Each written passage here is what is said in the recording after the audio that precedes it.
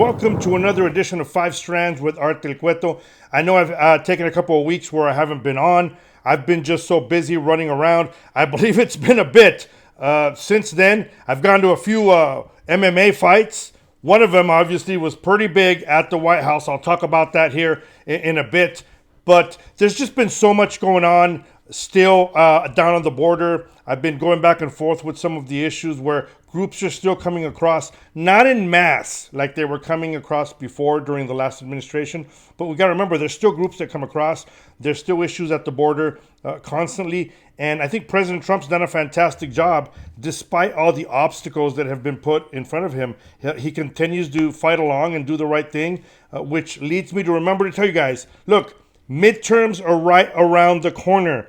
They're very, very important. This is why do not get fooled on either side of the aisle, right? So don't believe that the border is completely locked down, that everything's good and everything else that's being done is wrong or whatever, because there's a lot of people that are out there still criticizing the work that law enforcement is doing, still criticizing what ICE is doing, what Border Patrol is doing out in the interior enforcement, as well as they're still criticizing some of what's being done on the border itself. I called it. I hate to say it, but I called it. There was a lot of talk about on the border itself that we're going to come up and build the wall and build a better fencing and better obstacles right along the U.S. border. And as always, there's been some issue with the Tohono O'odham Nation. They got a lawsuit going. They want to stop it and prevent it.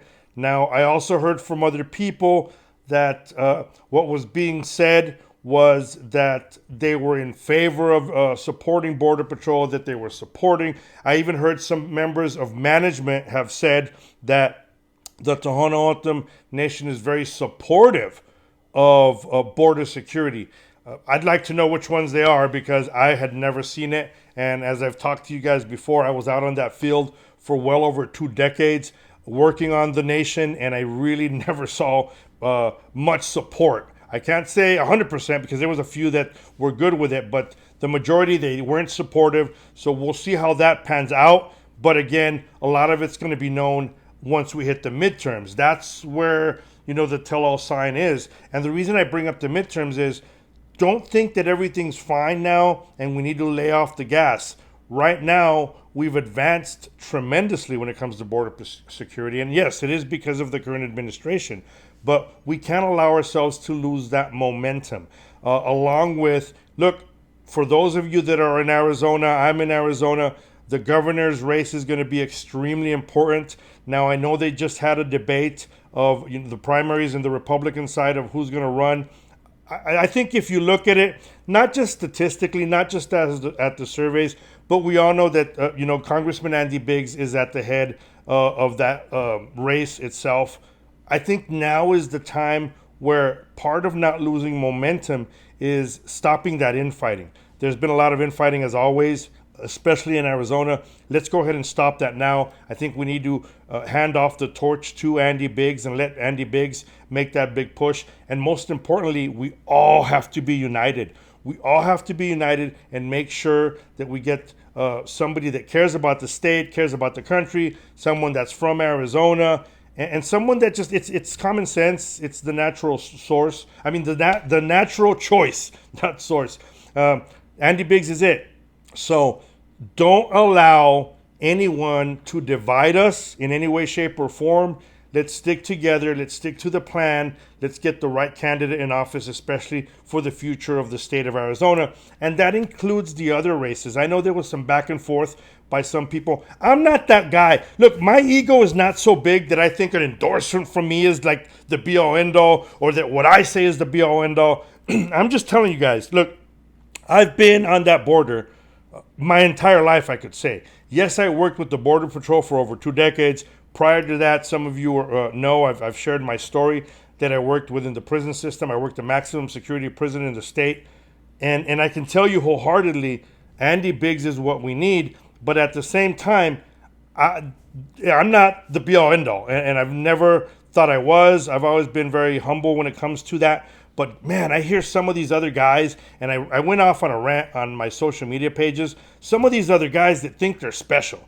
There's so many guys out there that, and the worst part is there's a couple that for likes, for followers, or to be relevant, they attack both primary opponents in some races. Neither one's a good choice. And some of you listen to those guys, and at the end, that's how we end up losing elections. And you know what?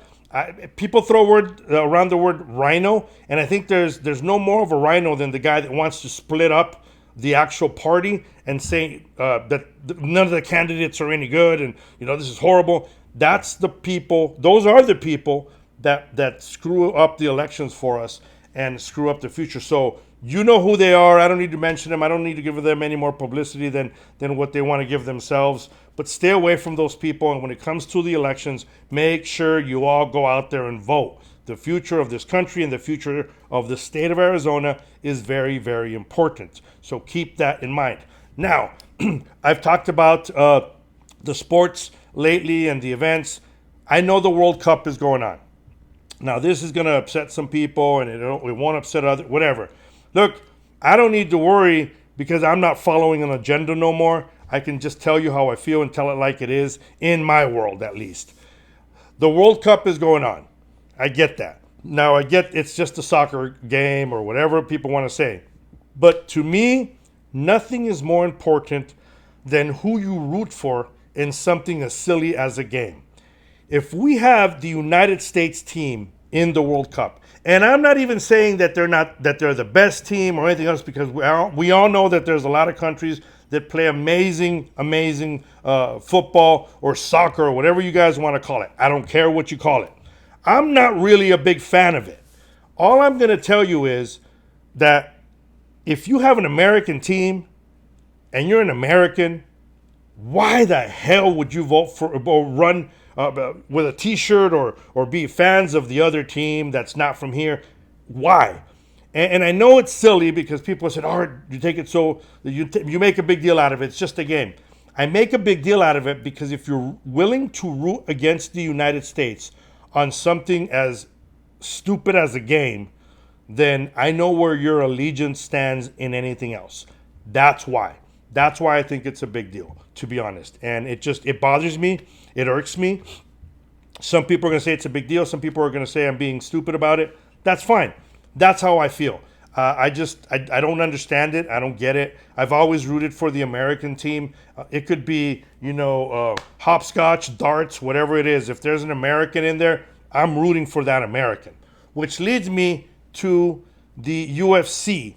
I had an amazing time at the UFC. I want to thank everyone that's involved, everyone that did this, the people that took care of me, took care of my family. So a shout out to a lot of those individuals within the White House. You know who you are. I'm not going to sit here and name you, but you know exactly who you are, and I appreciate all the hospitality and all the help and everything you did. Now, I had tickets for the Fan Fest the day before, and I had tickets for the Fan Fest the day of the fight. So the day before is when the weigh-ins occurred and everything else. Had a fantastic time. I went there.